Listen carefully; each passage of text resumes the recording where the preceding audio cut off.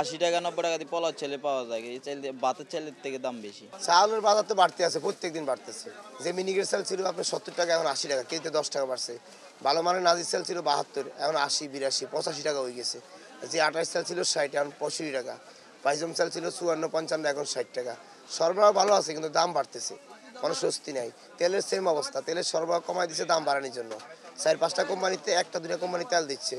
Litre 175, 2 litre 350, 5 litre 850। তাও available সরবরাহ নেই।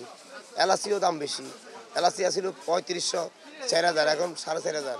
ভালো মানের এলাচি ছিল 4500, এখন 5500। সরবরাহ ভালো আছে, দাম বেশি। ডাউলের মোটামুটি 2-3 টাকা বাড়ছে।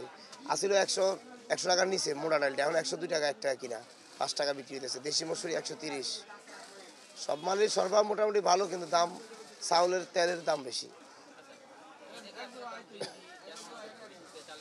আসলে এটা হলো কর্পোরেট কোম্পানিগুলোর কাছে সব কিছু। যারা কর্পোরেট কোম্পানি, 4-5টা কোম্পানি, এদের কাছে সবাই জিম্মি। এরা দাম বাড়ায়, এরা বাড়ায় 5 টাকা, মার্কেটে বাড়ায় 10 টাকা। যে মিনিকেট চাল আপনার কেজি আসছিল 65-66 টাকা, ওই মিনিকেট বর্তমানে আমাদের 78 টাকা 80 টাকা বিক্রি করতে হয়। তারপরে 28 সেল ছিল আপনার 55-56 টাকা, ওই 28 সেল আমরা বিক্রি করতেছি এখন 60 টাকা।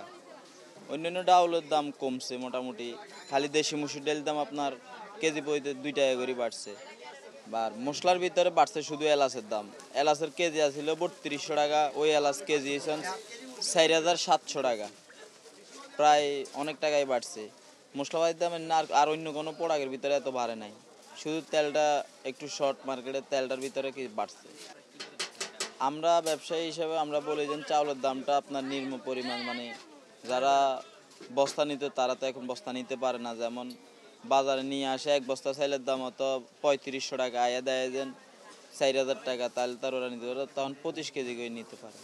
কারণ কি লেগে যারা চাইল নিতে 10 কেজি, তারা চাইল 10 কেজির দাম নিয়ে আসে, কিন্তু গায়ে তো 10 কেজি পায় না, কিছুটা কম। এই কারণে আমরা কই যেন চাউলের বাজারটা কিছুটা কমাক অন্যান্য প্রোডাক্ট, কারণ মেন জিনিস হলো চাউল।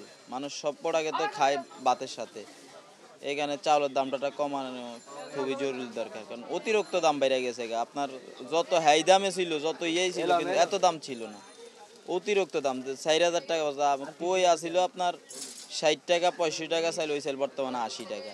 আপনার পোলাও ছেলে তো 90 টাকা দিয়ে পাওয়া যায়, 80 টাকা 90 টাকা দিয়ে পোলাও ছেলে পাওয়া যায়, এই চাইল দিয়ে ভাতের চালের থেকে দাম বেশি। জিনিসপত্র তো প্রত্যেকটা জিনিসের দাম একটু একটু বেশি, যেমন চাল বেশি, ডালও বেশি, মশলাপাতিও একটু বেশি দাম প্রত্যেকটা জিনিসে। কিন্তু আসলে অ্যাকচুয়ালি ধরেন জিনিসপত্রের দাম বাড়ছে, আমাদের স্যালারির দাম তো স্যালারি তো বাড়েনি।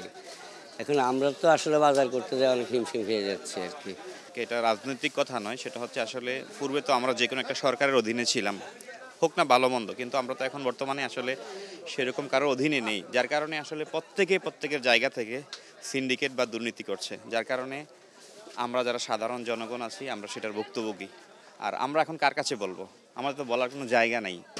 হ্যাঁ, আপনি মানে কোনো জায়গায় নেই, আমাদের ডান পাশ বাম পাশ সব জায়গায় সিন্ডিকেট, যার কারণে আসলে আমরা যারা সাধারণ জনতা আছি আমরা অনেক কষ্টে আসলে দিনাতিপাত করছি।